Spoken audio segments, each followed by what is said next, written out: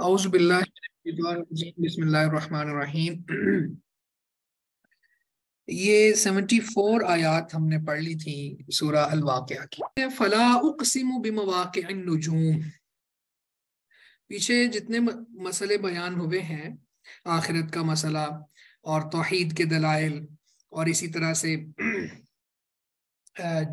जो 3 तरह से कैटेगराइज किया गया था अहले जहन्नम को, एक अहले जहन्नम थे और 2 तरह के गुरूह जन्नती थे। ये सारे बहुत अहम और बड़े बड़े मसाइल थे, लेकिन जो अब बात बयान होने लगी है इसको अल्लाह खुद यहाँ कहेंगे कि ये बहुत बड़ी बात है।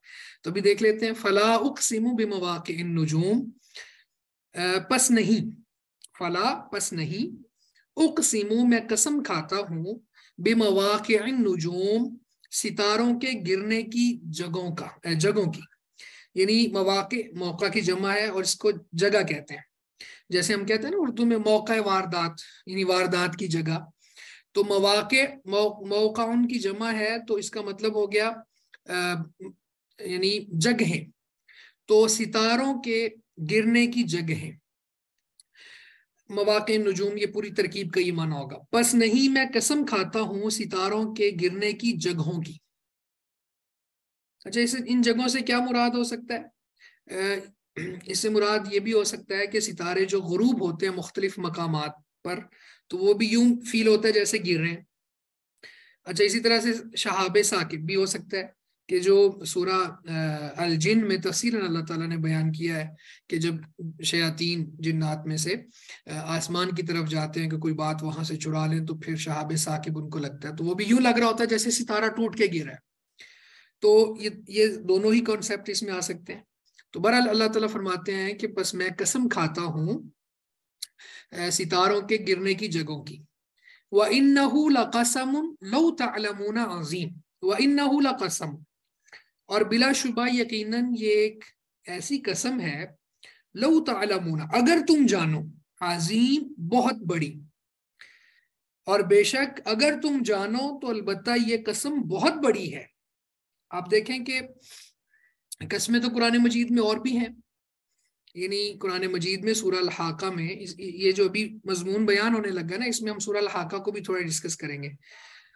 वहां पे भी कसम खाई है अल्लाह ने कि मैं कसम खाता हूँ जिसे तुम देखते हो, वमा ला तुबसिरून, और जिसे तुम नहीं देखते, यानी हर चीज की ही कसम खा ली वहां पे। यानी कुरान मजीद की सबसे जामे कसम वो है जिसमें अल्लाह ताला फरमाते हैं कि जो चीज तुम देखते हो मैं उसकी भी कसम खाता हूँ, जो नहीं देखते उसकी भी कसम खाता हूँ। अब यहाँ भी कह दिया कि ये जो सितारों के गिरने की कसम मैं खा रहा हूँ, ये अगर तुम समझो तो बहुत बड़ी कसम है।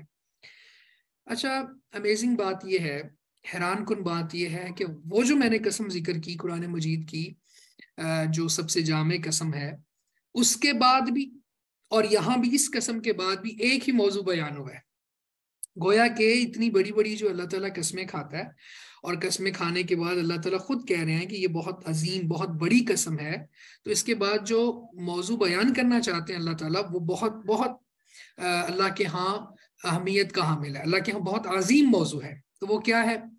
इन्नहु लकुरआनुन करीम, बेशक ये बाइज्जत पढ़ी जाने वाली चीज है। कुरान, ये कुरान करीम है।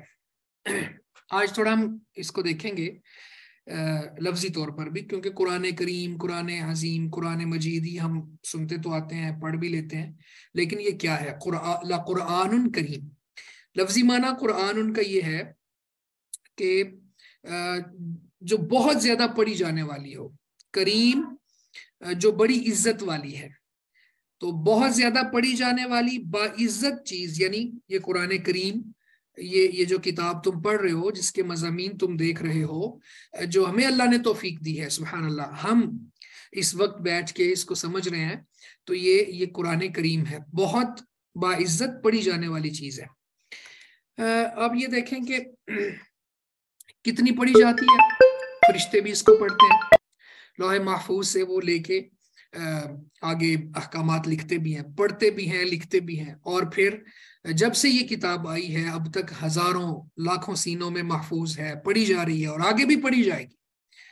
तो सिर्फ इसमें कुरान में पढ़ा जाना, यानी लफ्जी तौर पर तो पढ़ा जाना ही है, लेकिन कुरान मजीद के हुकूक में ये है, ये एक हक है सिर्फ पढ़ना, यानी रीडिंग करना इसकी।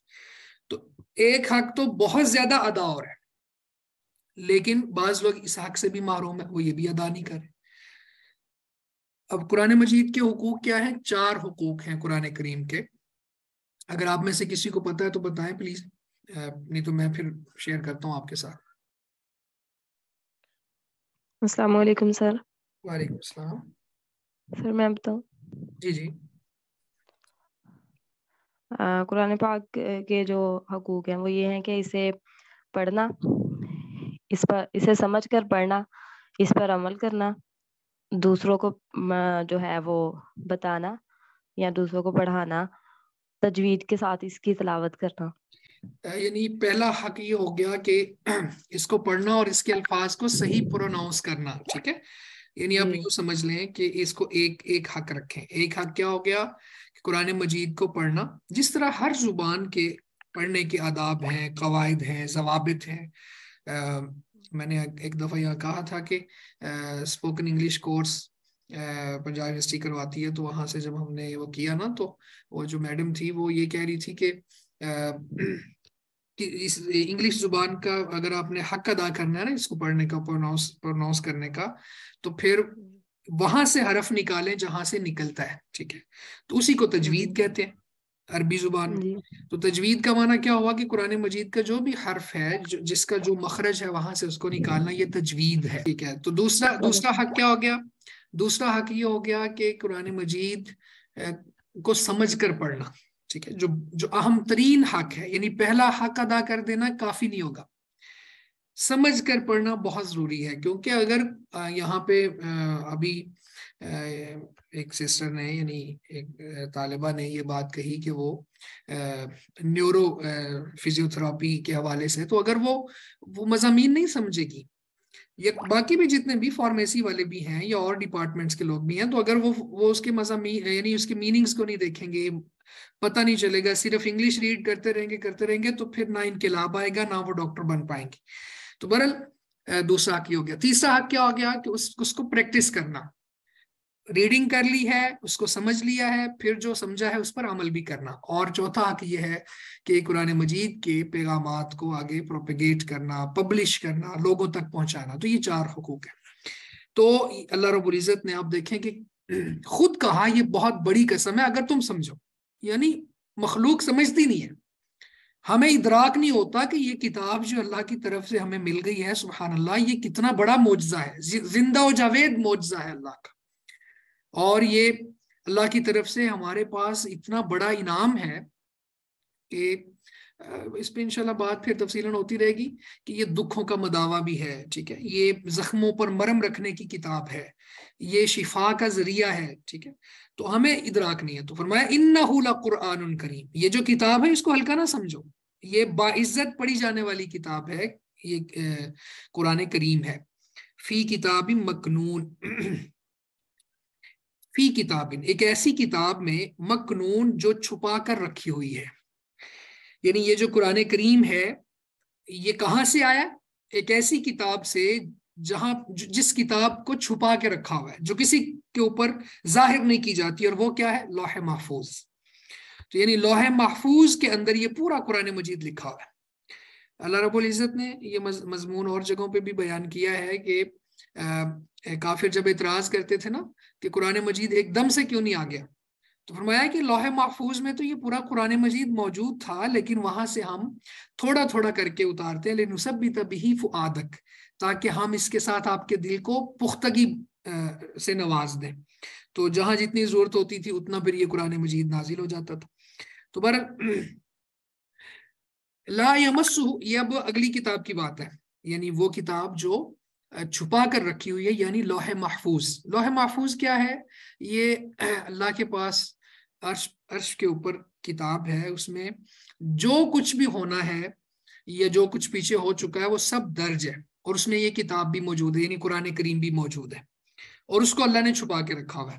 تو یہ جو قرآن مجید نازل ہوتا تھا، یہ اس لوح محفوظ سے پھر جبریل امین کو اللہ تعالیٰ دیتے تھے، اور وہ آ کے پھر نازل آ کے اللہ کے رسول صلی اللہ علیہ وسلم کے دل پر اتار دیتے تھے، یا انسانی شکل میں آ کے، جس طرح بھی مختلف وحی کے جو انداز ہوتے تھے۔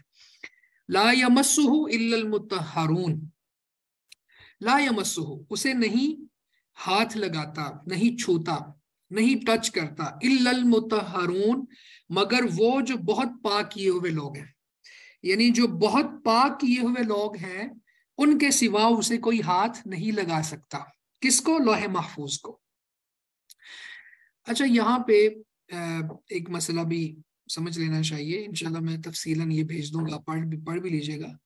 اس آیت کو بنیاد بنا کر بعض لوگ کہتے ہیں کہ قرآن مجید کو بے وضو ہاتھ نہیں لگایا جا سکتا، یعنی قرآن مجید کو جب بھی پکڑنا ہے تو حالت وضو میں پکڑنا ہے، اگر وضو نہیں ہے تو قرآن مجید کو نہ پکڑے، ٹھیک ہے؟ لیکن یہ بات درست نہیں ہے۔ آپ خود دیکھیں یہاں پہ کہ یہ بات جو چل رہی ہے یہ قرآن کریم کے بارے میں نہیں ہے، یہ لوح محفوظ کے بارے میں ہے۔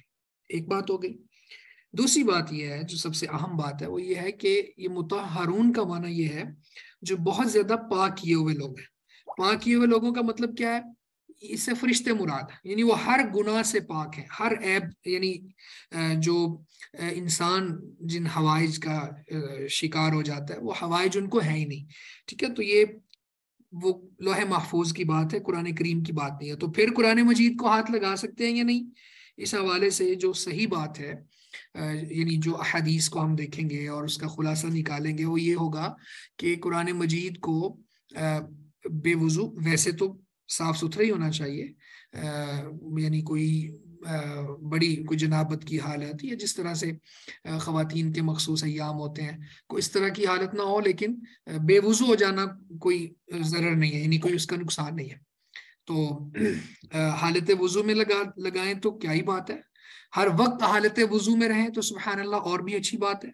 لیکن یہ کہہ دینا کہ اگر وضو نہیں ہے تو قرآن مجید کو ہاتھ نہ لگاؤ، یہ بات ٹھیک نہیں ہے۔ اگر ہاتھ صاف ہیں اور جو بڑی حوائج ہیں اس سے انسان نکلا ہوا ہے تو پھر وہ ہاتھ قرآن مجید کو لگا سکتا ہے۔